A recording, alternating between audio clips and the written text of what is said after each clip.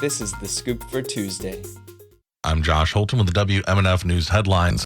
After plummeting early in the COVID-19 pandemic, the number of inmates in Florida prisons is expected to continue steadily increasing in the coming years.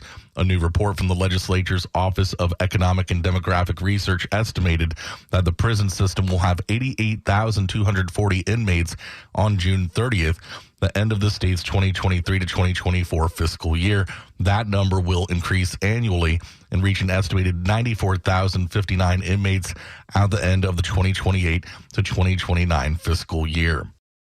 A bill filed in both the state Senate and House in early December would force environmental groups to pay up to $50,000 in legal fees if they lose their challenges to state environmental permits.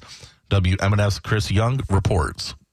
Senate Bill 738 was filed by Republican Senator Danny Burgess of Zephyr Hills. He told Politico it is a balanced bill that seeks fundamental fairness, but it can make environmental groups think twice before challenging permits issued by the Department of Environmental Protection. If they were to file a challenge and lose, it could cost them tens of thousands of dollars. So obviously that's going to impact people's decision to actually challenge some of these things that they feel are wrong in the first place. Gil Smart is the executive director of Vote Water, a water pollution advocacy group. There seems to be this myth that there's a whole bunch of environmentalists out there trying to throw up every possible roadblock, filing all sorts of frivolous challenges.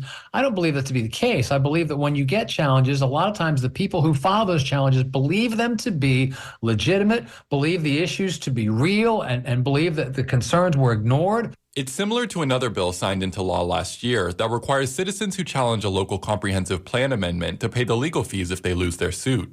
The legislative session begins January 9th. For WMNF News, I'm Chris Young. Gasoline prices are the lowest they've been since January of 2021.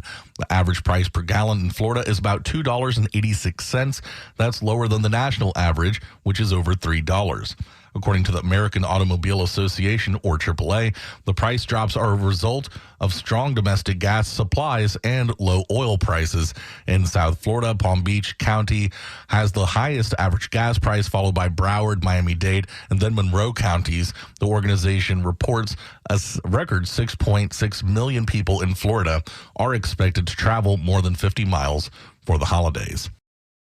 Florida is one of 9 states that received a letter yesterday from the U.S. Department of Health and Human Services. The department is concerned about the large share of children in the state that have been removed from its Medicaid program. WLRN's Veronica Zaragovia has details.